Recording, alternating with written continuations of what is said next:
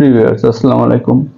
আমরা যারা কম্পিউটার ব্যবহার করি অনেক সময় দেখা যায় যে কম্পিউটার অন করার পরে ইন্টারনেট কানেক্ট দেওয়ার পরে এরকম অনাকাঙ্ক্ষিত মেসেজগুলো আসতে থাকে, যেটা বিরক্তিকর এবং অনেকগুলো মেসেজ কাটতে বিরক্তি বোধ হয় অনেকের। তো আপনি একটি সেটিংসের মাধ্যমে এই নোটিফিকেশনগুলো অফ করে রাখতে পারবেন। তো চলুন আজকে এই কাজটি কিভাবে করি।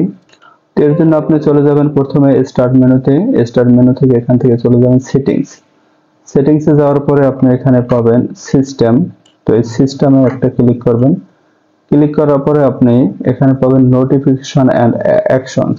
তো এখানে একটা ক্লিক করবেন। ক্লিক করার পরে get notification from app and other senders, এটা অন আছে। এটা যদি অফ করে দেন আপনার কম্পিউটার চিরতরের জন্য নোটিফিকেশন সব বন্ধ হয়ে যাবে। এরপর থেকে আপনার কম্পিউটার আর কোনো নোটিফিকেশন আসবে না। তো আশা করি ভিডিওটি ভালো লাগছে। যদি ভিডিওটি ভালো লাগে থাকে তাহলে আমার পেজটিকে ফলো দিন। এছাড়া পরবর্তী ভিডিও পাওয়ার জন্য লাইক, কমেন্ট, শেয়ারের মাধ্যমে অন্যকে দেখার সুযোগ করে দিন। ধন্যবাদ সবাইকে।